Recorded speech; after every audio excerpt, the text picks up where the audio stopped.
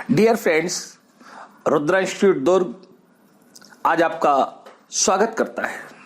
साथियों, छत्तीसगढ़ राज्य लोक सेवा आयोग या सीजी व्यापम की परीक्षाओं के लिए सबसे महत्वपूर्ण खंड छत्तीसगढ़ का सामान्य ज्ञान है। छत्तीसगढ़ सामान्य ज्ञान काफी व्यापक है और आज के समय यह परीक्षाओं में अच्छे नंबर प्राप्त करने का एक महत्वपूर्ण विषय है।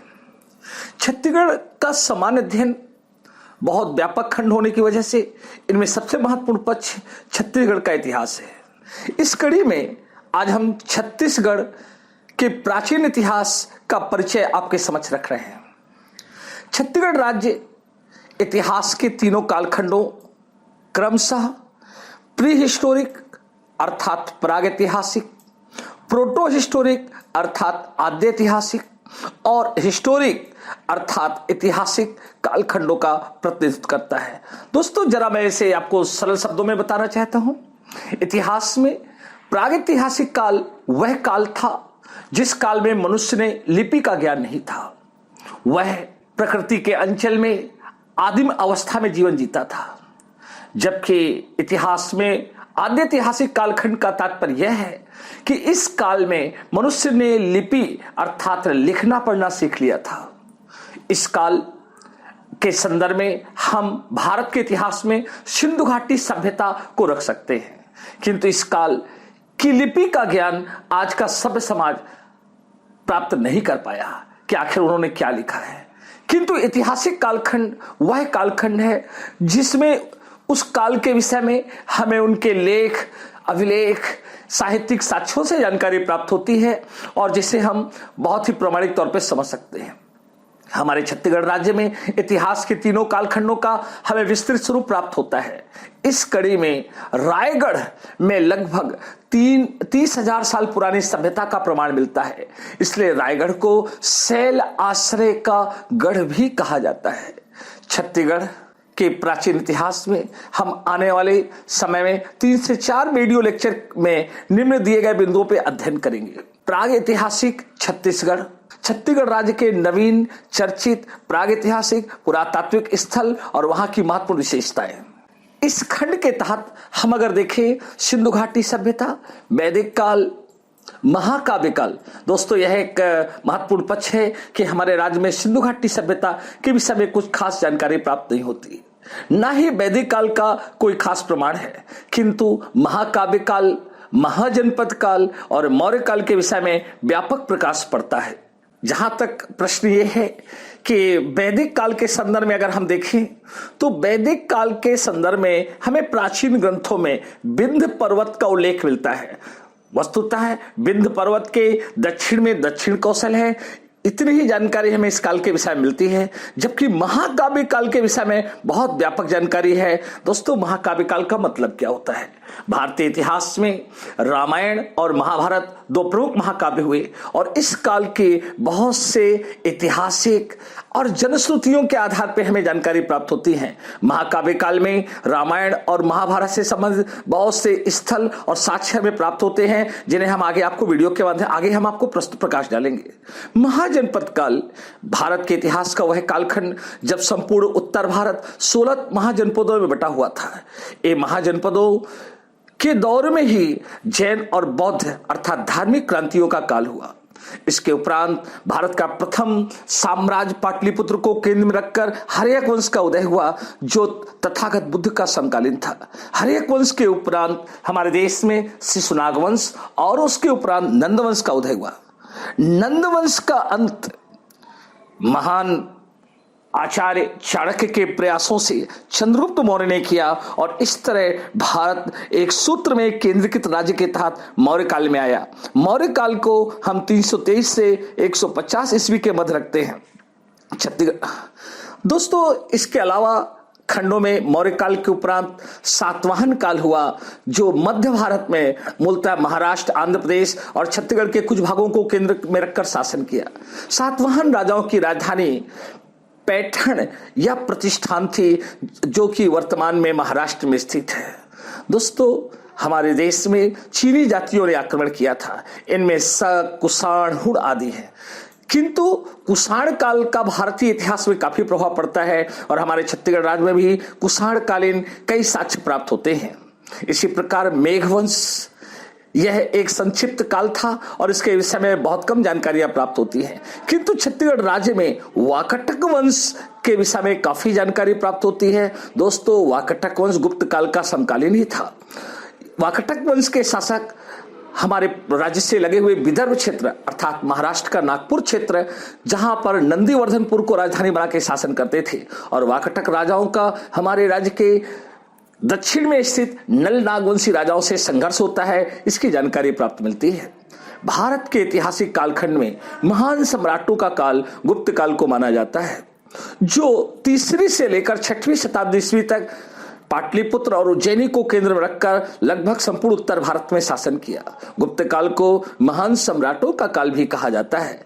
इस काल को प्राचीन भारत के इतिहास में साहित्य, कला और विज्ञान का स्वर्णिम काल कहा जाता है। हमारे छत्तीसगढ़ राज्य में भी गुप्त काल के अनेक साक्ष्य प्राप्त हुए, जिनमें बानबरत, खरसिया और रायपुर के कुछ क्षेत्र रहे हैं। इसी प्रकार दोस्तों, छत्तीसगढ़ के क्षेत्रीय राजवंशों में हम अगर देखेंगे तो नल नाग वंश की राजधानी मूलतः उड़ीसा का कोरापुट थी, किंतु इनकी दूसरी राजधानी हमारे छत्तीसगढ़ के वर्तमान बीजापुर के भोपालपट्टनम, जिसे उस काल में पुष्करावती कहा जाता था, वह थी। अर्थात छत्तीसगढ़ में नल नागवंशी राजाओं की काफी जानकारी प्राप्त होती है और इस विषय में हम आपको काफी प्रकाश डालेंगे। हमारे राज्य में मैकल पांडुवंश, यह वर्तमान गौरेला, पेंड्रा, मरवाही और बिलासपुर तथा कोरबा जिले में फैला हुआ था। इस वंश के भी कुछ राजाओं और उनके योगदान की जानकारी मिलती है। किंतु दोस्तों, छत्तीसगढ़ राज्य के मध्य में रायपुर जिले के आरंग को केंद्र बनाकर राज्य ऋषि तुल्य वंश के शासकों ने शासन किया। इस वंश का संबंध चेदी वंशी राजाओं से भी जोड़ा जाता है। चेदी नरेश खारवेल अपने को राज्य ऋषि तुल्य कुल वंशता भी कहता है। दोस्तों, इसी प्रकार हमारे छत्तीसगढ़ में सिरपुर और मल्हार को केंद्र में रखकर सरभपुरिया वंश का शासन रहा। सरभपुरिया वंश के समय ही छत्तीसगढ़ में मंदिरों का निर्माण प्रारंभ हुआ और अमेरिका तालागांव तथा मल्हार, प्रसन्नपुर और सिरपुर इस वंश के प्रमुख केंद्र रहे। इस वंश के महानतम शासकों में प्रसन्न मात्र का उल्लेख मिलता है। इसी प्रकार दोस्तों, हमारे वर्तमान महासमुंद जिले में महानदी के तट से लगा हुआ सिरपुर नामक एक ऐतिहासिक पुरातात्विक स्थल है। यहाँ पर इसको केंद्र बनाकर पांडुवंश के राजाओं ने शासन किया। इस वंश के महानतम शासक महाशिवगुप्त बालार्जुन को माना जाता है। महाशिवगुप्त बालार्जुन 6वीं शताब्दी ईस्वी में शासन किए। इनकी माता वासाटा ने अपने पति हर्षगुप्त के सम्मान में सिरपुर का पकी हुई ईंटों से निर्मित सुप्रसिद्ध लक्ष्मण मंदिर का निर्माण करवाया था।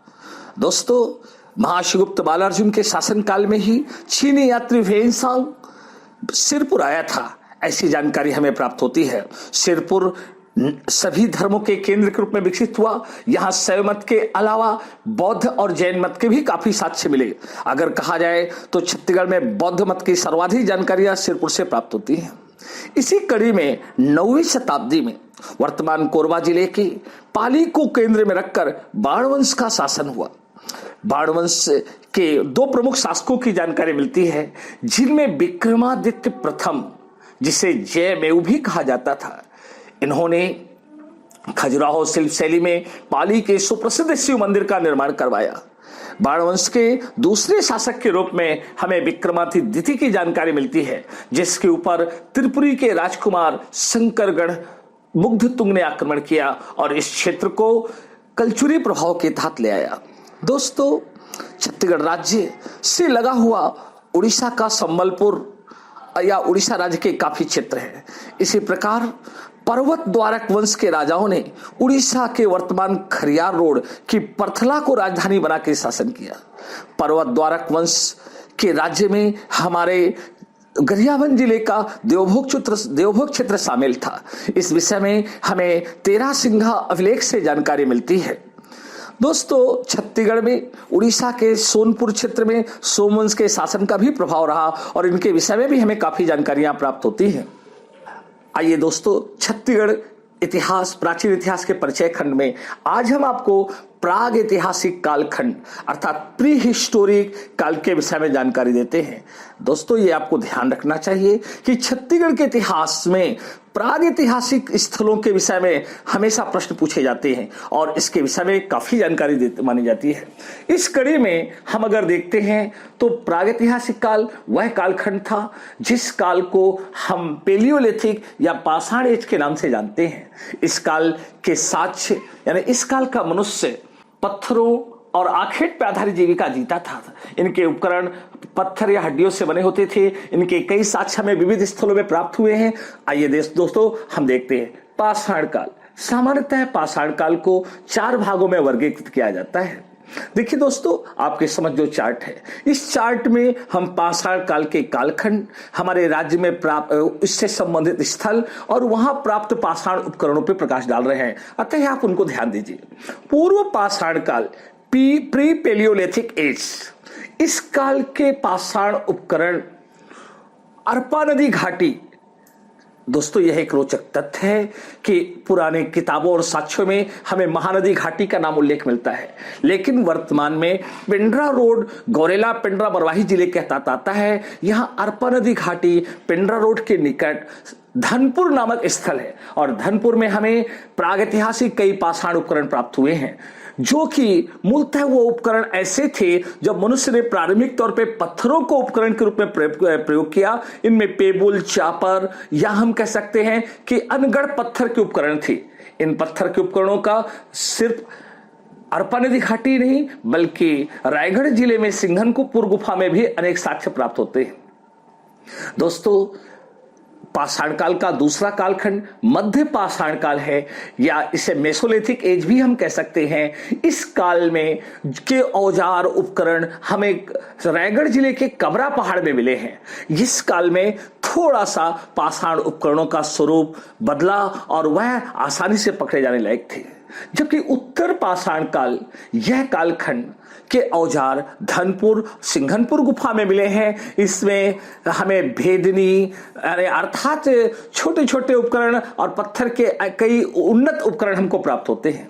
इस कालखंड में नवपाषाण काल वह कालखंड था जिस काल में मनुष्य ने कृषि करना सीख लिया था, समूह में रहता था तथा इस काल में वह कई प्रकार के धातु के उपकरण प्रयोग करता था। इस कालखंड के उपकरण हमें चितवा डोंगरी। दोस्तों, यह आपके लिए एक रोचक तथ्य है क्योंकि चितवा डोंगरी वर्तमान में बालोद जिले के डोंडी लोहारा के निकट, यह डोंडी लोहारा दल्ली राजरा मार्ग पे स्थित है। यहां पर हमें कृषि संबंधी अनेक साक्ष्य मिलते हैं, अर्थात एक वर्गाकार खेत में कुछ मनुष्यों द्वारा धान का रोपा लगाने का प्रमाण मिलता है। अर्थात नवपाषाण कालीन स्थलों में चितवा डोंगरी, बालोद, बोनटीला, अर्जुनी, टेरम ये अधिकांश स्थल बालोद जिले में ही हैं। दोस्तों, प्रागैतिहासिक छत्तीसगढ़ के इतिहास में अगर हम आते हैं तो लौह युग यह एक महत्वपूर्ण कालखंड है। अर्थात मनुष्य ने अपनी आवश्यकता के लिए लोहे का प्रयोग करना शुरू कर दिया था। बालोद जिले में गुरूर के निकट अर्जुनी नामक स्थल में लोहे के प्रयोग का राज्य में प्राचीनतम साक्ष्य प्राप्त हुआ है। अर्थात यह लौह युगीन संस्कृति का प्रथम साक्ष्य है। दोस्तों, आपके लिए एक रोचक जानकारी यह है कि खासतौर पे बालोद धारवाड़ शैल समूह के तहत आता है और यहाँ दल्ली राजरा जैसे प्रमुख लौह अयस्क माइंस हैं और इसी कारण कि इस जिले के कुछ स्थल जैसे लोहारा, डोंडी लोहारा आदि लोहे की ही संस्कृति से संबंधित रहे। अर्थात आपको यह जानने के लिए काफी महत्वपूर्ण है कि छत्तीसगढ़ राज्य के इतिहास में लौह युगीन संस्कृति का सबसे प्राचीनतम साक्ष्य अर्जुनी, बालोद, ये आप जरूर ध्यान रखेंगे। दोस्तों, इसके अलावा लौह पात्र रामगढ़ की पहाड़ी, जोगीमारा, सीता बोंगरा की गुफाओं में भी प्राप्त हुए हैं, जबकि लोहा गलाई से संबंधित साक्ष्य लोहारा, बालोद, लोहे के औजार व मृदभांड करकाहाट बालोद में मिले हैं। आइए दोस्तों, प्रागैतिहासिक छत्तीसगढ़ के संदर्भ में एक रोचक और महत्वपूर्ण तथ्य से आपका परिचय कराते हैं। महापाषाण संस्कृति, the megalith culture. Megalithic culture अर्थात महापाषाण संस्कृति मूलतः दक्षिण भारतीय संस्कृति का भाग है। छत्तीसगढ़ राज्य में इस द्रविड़ संस्कृति के साक्ष्य बालोद जिले में बहुतायत से प्राप्त होते हैं। इनमें से धनोरा, सोरर, कोरर, चिरचारी, करही बदर, करकाभाट आदि है। दोस्तों, आखिर होते क्या है महापाषाण? क्या होती है महापाषाण संस्कृति? आइए संक्षिप्त में हम इसको प्रकाश डालते हैं। प्राचीन काल में जब कोई व्यक्ति खत्म हो जाता था या उसकी मृत्यु हो जाती थी तो उसे उसकी प्रिय वस्तुओं के साथ दफना दिया जाता था, और जहां उसे दफनाया जाता था वहां पत्थरों की एक मीनार खड़ी कर दी जाती थी। इसे ही हम मेगालिथ कल्चर या महापाषाण संस्कृति कहते हैं। और यह हमारे लिए गर्व का विषय है कि इतनी प्राचीन संस्कृति का साक्ष्य हमारे छत्तीसगढ़ जिले के बालोद जिले में सर्वाधिक मिला है। आइए इस संबंध में तथ्य देखते हैं। पाषाण घेरे में अर्थात पत्थरों के एक समूह में ऐसे स्वरूप हमें बालोद के समीप चिरचारी, सोरर और करही बदर में मिलते हैं। पाषाण घेरे तथा लौह आजार युक्त करकाभाटा, यह दोस्तों झलमला के नजदीक बालोद जिले में करकाभाटा है। और आपको जानना होगा तो यहां पर शुगर मिल भी स्थित है। महापाषाण युगीन 500 से ज्यादा स्मारक दोस्तों राज्य में मेगालिथ कल्चर के सर्वाधिक साक्ष्य ये धनोरा बालोद में प्राप्त होते हैं। आइए दोस्तों, प्रागैतिहासिक कालखंड की एक सबसे मूल विशेषता जिसका प्रकाश हमने अभी आपको नहीं डाला वो बताना चाहते हैं। दोस्तों, इतिहास का विभाजन प्री हिस्टोरिक, प्रोटो हिस्टोरिक और हिस्टोरिक मूलतः लिपि के आधार पर किया गया है। दोस्तों, मैंने आपको पूर्व में भी बताया था कि वह कालखंड जब मनुष्य को लिपि का ज्ञान नहीं था, उस कालखंड को हम पिक्टोग्राफिक लिपि का प्रयोग करना मानते हैं। ये पिक्टोग्राफी क्या होता है? अर्थात मनुष्य गुफाओं की दीवारों में अपने भाषा की बजाय कुछ चित्र अंकित कर देता था और उन चित्रों के द्वारा हमें उस इतिहास, उनके जीवन, संस्कृति, उनके आजीविका आदि पे प्रकाश मिलता है। हमारे राज्य में खासतौर पे प्रागैतिहासिक गुफा चित्र अनेक स्थलों में मिले हैं और उनकी क्या विशेषता है आइए हम आपको प्रकाश डालते हैं। शैल चित्र अर्थात चट्टानों में उकेरे गए प्रागैतिहासिक चित्र, सर्वाधिक शैल चित्र रायगढ़ में प्राप्त होते हैं। रायगढ़ में कबरा पहाड़, सिंघनपुर, बसनाझार, ओंगना, करमागढ़, कोरागढ़, भौराखोल, गिद्धा, लेखाभाड़ा, सोनबरसा और खैरपुर शैल चित्रों के लिए जाने जाते हैं। हाल ही में खोजे गए अनेक शैल चित्र जिनकी काफी महत्वपूर्ण विशेषता है वह है चितवा डोंगरी बालोद। दोस्तों, खासतौर पे शैल चित्रों में हम अगर देखें तो सिंघनपुर और कबरा पहाड़ यह सुप्रसिद्ध शैल चित्र, यहां पर दीवालों में गिरवे रंग से अनेक मानव आकृतियों का अंकन किया गया है। यह हमें रायगढ़ जिले में मिलती है। जबकि बालोद जिले का चितवा डोंगरी जो डोंडी लोहारा कस्बे के निकट है, यहां पर की विशेषता यह है कि यहां चट्टानों पर, गुफाओं के अंदर यहां पर कृषि कार्य, एक खच्चर में सवार व्यक्ति और खासतौर पे ड्रैगन आदि के चित्र प्राप्त होते हैं। आइए दोस्तों, इस कड़ी में हम प्रागैतिहासिक स्थल खंडों में अन्य देखते हैं। नवीनतम उत्खनन में चर्चित पुरातात्विक स्थल साल्हे टेकरी, ये दोस्तों महाराष्ट्र से लगा हुआ साल्हे टेकरी राजनांदगांव जिले में है। यहां 3 लाख साल पुराने पाषाण उपकरण प्राप्त हुए हैं। सपोर, ये पिथौरा महासमुंद जिले में है। यहां पर हैंडनेक संस्कृति का प्राचीनतम साज अर्थात पत्थर से बना हथौड़ा हमें प्राप्त होता है।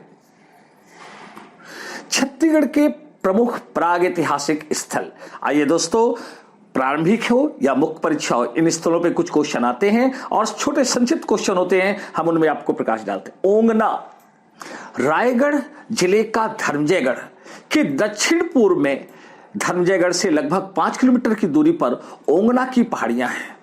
यहां पर पहाड़ियों में 200 फुट की ऊंचाई पे आदि मानव के शैल चित्र मिले हैं। इनमें आखेट अर्थात शिकार करते हुए लोग, सामूहिक नृत्य, ग्रुप डांस, विचित्र वेशभूषा वाले मानव आकृतियों के साथ गाय, बैल आदि का चित्रांकन किया गया है। ओंगना, ख्याल रखेंगे दोस्तों, रायगढ़ जिले में धर्मजयगढ़ के निकट। आइए करमागढ़, रायगढ़ से 30 किलोमीटर दूर उत्तर पूर्व में करमागढ़ की पहाड़ियां हैं। करमागढ़ की पहाड़ियों में 300 से अधिक शैल चित्र मिले हैं। यहाँ के शैल चित्रों में कोई भी मानव आकृति नहीं है।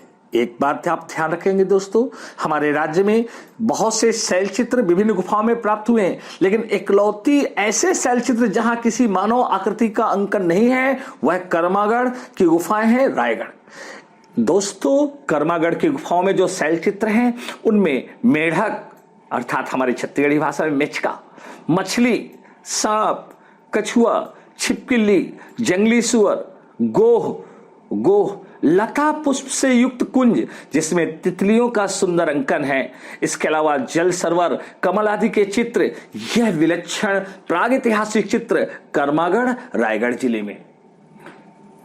दोस्तों, कबरा पहाड़ रायगढ़ जिले में शैल चित्रों के कारण प्रसिद्ध है। यह रायगढ़ से 8 किलोमीटर पूर्व में विश्वनाथ पाली तहसील में स्थित है। कबरा पहाड़ अपने सुप्रसिद्ध प्रागैतिहासिक गुफा चित्रों के नाम से भी जाना जाता है। यहाँ कछुआ, घोड़ा, हिरण, जंगली भैंसे तथा लहरदार पंक्तियों के मध्य एक बाघ से घबराए हुए मनुष्य का चित्रण है। कबरा पहाड़ में ही पंक्तिबद्ध मानव समूह का चित्रण है। दोस्तों, आप सोच रहे होंगे ये सब हम आपको क्यों बता रहे हैं। आप अगर विगत वर्षों के प्रश्नों को देखें तो ऐसे प्रश्न आ चुके हैं कि हमारे राज्य की किस गुफा में एक बाघ से घबराए हुए मनुष्य का चित्रण है या कहां पर पंक्तिबद्ध मानव समूह का चित्रण, अतः थोड़ा इसे आप ध्यान जरूर देंगे। आइए दोस्तों, हम अब छत्तीसगढ़ के प्राचीन इतिहास में महाकाव्य काल और उस काल में छत्तीसगढ़ में प्राप्त साक्ष्य पर प्रकाश डालते हैं। दोस्तों, महाकाव्य यानी great era of the great epic हमारे उत्तर भारत के 2 महानतम महाकाव्य रामायण और महाभारत है, जिनसे कि लगभग हर भारतीय कहीं न कहीं परिचित है। रामायण काल हिंदुओं के अनुसार त्रेता युग से संबंधित है। रामायण काल में यह विशिष्ट भूभाग कौशल के दक्षिण कौशल के नाम से जाना जाता था। रामायण काल में बस्तर का अरण्य क्षेत्र दंडकारण्य या दंडक वन भी कहलाता था। दोस्तों, एक रोचक जानकारी आपको यह देता हूं कि रामायण से जुड़े हमें कई साक्ष्य प्राप्त होते हैं। यही नहीं, आगे तो मैं उस पर प्रकाश डालूंगा, लेकिन माता कौशल्या का मंदिर रायपुर जिले के चंदखुरी में स्थित है। इसी प्रकार आदि कवि वाल्मीकि, जिन्हें रामायण का रचयिता माना जाता है, उनका आश्रम बलौदाबाजार जिले के तुरतुरिया में स्थित है। आइए दोस्तों, देखते हैं रामायण कालीन प्रमुख स्थल हमारे छत्तीसगढ़ राज्य में। पहला, सरगुजा, रामगढ़ की गुफाएं, सीता बोंगरा, लक्ष्मण बेंगरा, किष्किंधा पर्वत, सीता कुंड, हाथी द्वार सिंह आदि स्थल यह हमारे सरगुजा संभाग में मिलते हैं। इसी प्रकार जांजगीर चांपा में खरौद, यहां पर खरदूषण का शासन था, ऐसा की उदंतियां हैं। शिवरी नारायण, जांजगीर चांपा। दोस्तों, रामायण में एक भील महिला का उल्लेख है जिसके जूठे वेद भगवान मर्यादा पुरुषोत्तम राम ने खाए थे। इनका संबंध हमारे शिवरी नारायण से जोड़ा जाता है। तुरतुरिया, बलौदाबाजार। दोस्तों, बारनवा पारा अभ्यारण्य के मध्य में उच्च पर्वतीय और सघन वन क्षेत्र में तुरतुरिया नामक स्थल है। यहां पर वाल्मीकि आश्रम है, वो स्थित है। लव कुश का जन्म स्थल था, ऐसी यहां की मान्यताएं हैं। सिहावा, धमतरी। दोस्तों, रामायण में उल्लेखित श्रृंगी ऋषि, अंगिरा ऋषि, मुचकुंद ऋषि का आश्रम सिहावा धमतरी में है। महाभारत काल में इस क्षेत्र का उल्लेख प्राग कौशल या कौशल के रूप में हुआ है। बस्तर के अरण्य क्षेत्र को महाभारत में कांतार प्रदेश कहा गया है। भब्रुवाहन का उल्लेख मिलता है, जो अर्जुन का पुत्र था, जिसकी राजधानी चित्रांगतपुर थी, जो वर्तमान में महासमुंद जिले में स्थित सिरपुर या श्रीपुर का ही प्राचीन नाम है। भब्रुवाहन पांडवंशी शासक था, जिसकी माता का नाम चित्रगंधा था। महाभारत काल में छत्तीसगढ़ के प्रमुख नगर थे सिरपुर, आरंग और रतनपुर। सिरपुर पांडवंशी भब्रुवाहन की राजधानी थी।